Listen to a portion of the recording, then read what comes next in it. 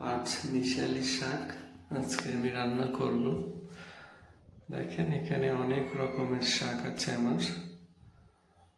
পাট শাক থেকে শুরু করে গিমাই শাক, লাল শাক, অনেক রকমের আছে এখানে। আপনারা যে কোনো শাক নিতে পারেন। এই শাকটা আসলে পহেলা বৈশাখে মানুষ বেশি খায়। একবার মনে হয় প্রথম বা দ্বিতীয় দিনে। আমি শাকটা ধুয়ে কড়াইয়ে দিয়ে দিয়েছি, একটু লবণ দিয়ে দিলাম যেন শাকটা নরম হয়ে যায়। এখন আমি নেড়ে চেড়ে এটাকে রান্না করব। চুলার আঁচটা বেশি থাকবে, কমিয়ে দিলে শাক কালো হয়ে যাবে।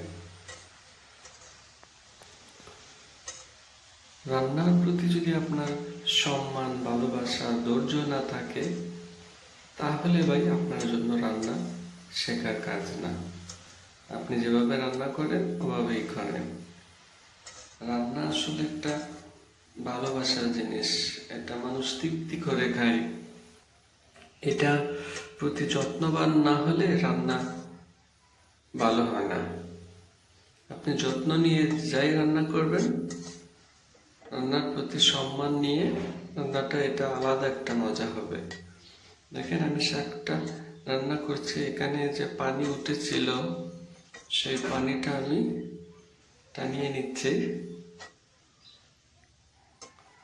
আবার যদি বেশি পানি থাকে তাহলে সেক্ষেত্রে পানিটা ফেলে দিতে হবে।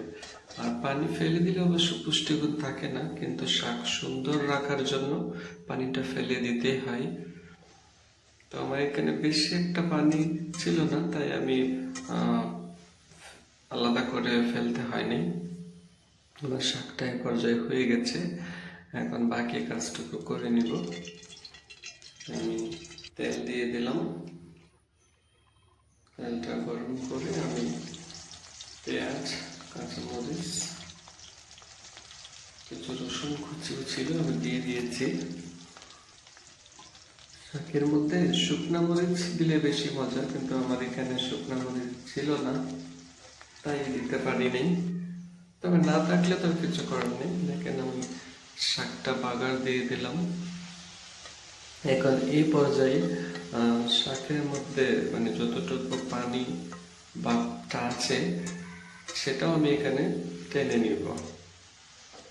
আর প্রথম পর্যায়ে যখন শাকটা সেদ্ধ করবেন, ওই সময় যদি পুরো শাকটাকে শুকনো করতে চান তাহলে কিন্তু শাক কালো হয়ে যাবে।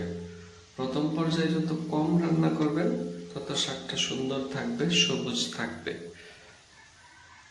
তো আমি এই পর্যায়ে মানে বাগার দেওয়ার পরে আপনি একটু চুলায় একটু কিছু বেশি সময় রাখলেও কালো হয় না। তবে এটা বুঝতে হবে কখন কালো হয়ে যাবে বা কখন হবে না। এগুলি যদি আপনি না বুঝেন তাহলে আপনার শাক কালো হয়ে যাবে। দেখেন আমার রান্না কিন্তু শেষের পথে। দেখেন শাকগুলো একদম সবুজ হয়ে গেছে। শাকের রঙটা কিন্তু খাওয়ার সময় এরকম থাকলে খুবই মজা, কিন্তু শাকটা যে খাঁচা তা কিন্তু না। আমার শাকে কিন্তু একদম পানি টেনে গেছে, কিন্তু শাক ঠিকই সবুজ রয়ে গেছে।